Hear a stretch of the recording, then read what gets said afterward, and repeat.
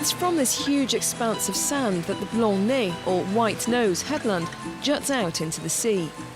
It's a massive chalk cliff overlooking the English Channel, standing 150 metres tall at the edge of the Pas de Calais region.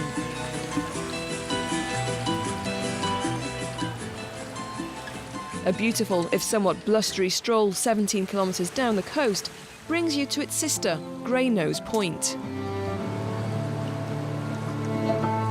We're making a first stop in the little fishing village of Huissan. The wind here is very welcome to the residents and fans of water sports. Behind the traditional flowbar boats, we meet Jutting. The mast's over there.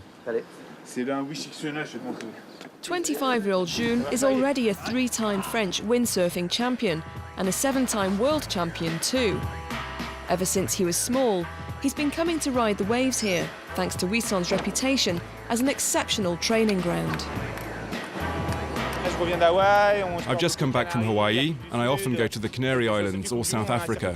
When you compete for the World Cup, you get to travel to some really beautiful places. But the other competitors from elsewhere in the world that I've brought here all love it as well. It's not just because it's my home, it's also a really amazing place.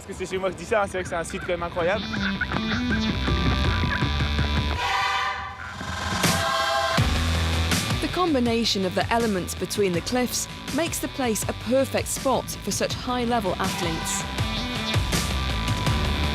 With the dunes and beaches between the White Nose and Grey Nose points, it's also an area loved by artists.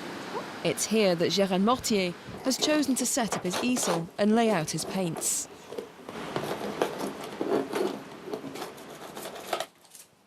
Okay, let's take 2 canvases.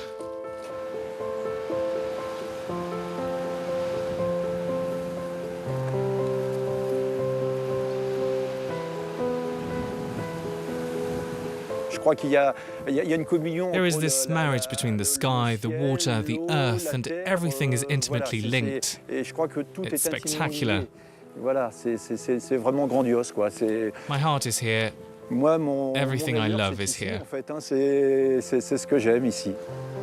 Gérard's been painting for years and has sold some of his works in the United States, where his seascapes of dramatic cliff fronts and wild beaches have charmed art lovers.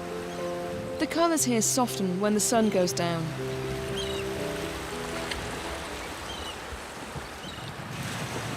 Just a stone's throw from these cliffs, the iodised air is helping one very local culture blossom, that of beer making.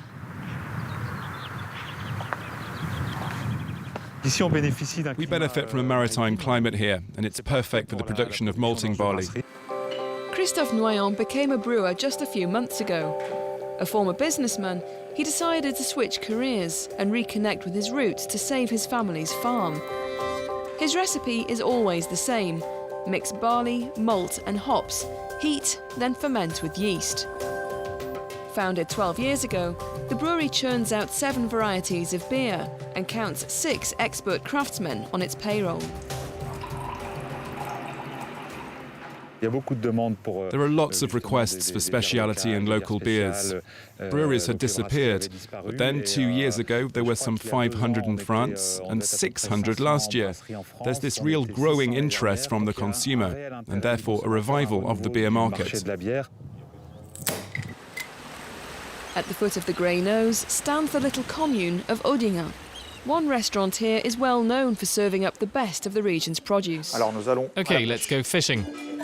It is, of course, the seafood, lobsters and sole caught each day just outside the restaurant's front door.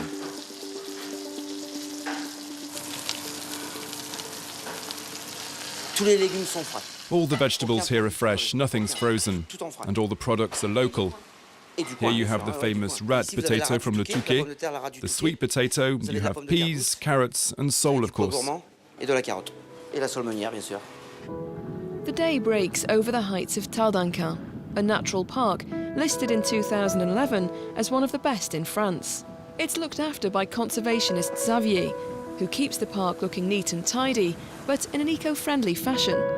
He's brought in some animals from over the channel, Highland cattle and ponies, to chew their way through the grasses, made salty by the sea spray.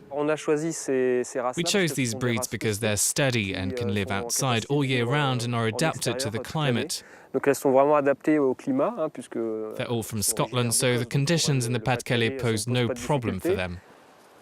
Our walk between the two prominent headlands of the Pas de Calais comes to an end. We've explored its country lanes, its farmland and rugged cliffs, which look out dramatically towards England. This carefully preserved stretch of coastline will leave any visitor not just with a taste of sea spray, but the memory of its unforgettable skylines.